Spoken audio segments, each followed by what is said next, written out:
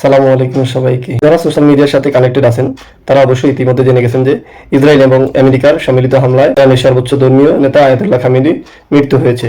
আসলে খামেনির মৃত্যুতে আমি মোটেও বিচলিত নই, বরং আমরা আল্লাহর কাছে অপরাধী। ইতিহাস সাক্ষী একদা সীসা ঢালা প্রাচীরের মতো ঐক্যবদ্ধ হয়ে রাসূলুল্লাহ সৈন্যরা সময়ের দুই সুপার পাওয়ার রোমান এবং পারস্য সাম্রাজ্যের সম্মিলিত শক্তিকেও পরাভূত করেছিল। তাদের পতনের পর সেই ভূমিতে প্রতিষ্ঠা হয়েছিল আল্লাহর দিন। বিদায় হয়তো সেই ঐতিহাসিক ভাষণে রাসূল সাল্লাল্লাহু আলাইহি ওয়াসাল্লাম জাতির উদ্দেশ্যে ঘোষণা করেছিলেন, আজ থেকে এক মুসলমানের রক্ত আরেক মুসলমানের জন্য হারাম। কিন্তু প্রশ্ন থেকে যায়, আমরা কি সেই হারাম হালালের মানদণ্ড রক্ষা করতে পেরেছি? দুঃখজনকভাবে পারিনি। ফলে তো সুযোগ নিয়েছে অন্যরা। আজ বিশ্ব নেতৃত্ব তাদের হাতে। তারা যাকে ইচ্ছা হত্যা করে, যাকে ইচ্ছা বন্দী করে, যেভাবে ইচ্ছা দেশ ভেঙে দেয়। আর আমরা নিজেদের ভিতরেই বিভক্ত, নিজেরা কামড়াকামড়ি করি। এই বাস্তবতার কথাই আল্লাহ কোরআনে সতর্ক করে বলেছেন, যদি তোমরা তার জমিনে ন্যায়ভিত্তিক শাসন প্রতিষ্ঠা করতে ব্যর্থ হও, তবে ক্ষমতা তিনি অন্য জাতির হাতে তুলে দেবেন। তোমরা তাদের কিছুই করতে পারবে না। আল্লাহ তার প্রতিশ্রুতি ভঙ্গ করেন না। সূরা মুহাম্মদ 38 নম্বর আয়াতে খুলে দেখুন। আজ আমরা অনেকেই শুধু কিছু ব্যক্তিগত উপাসনায় সীমাবদ্ধ। এই সুযোগে দুনিয়ার নিয়ন্ত্রণ আজ তাদের হাতেই।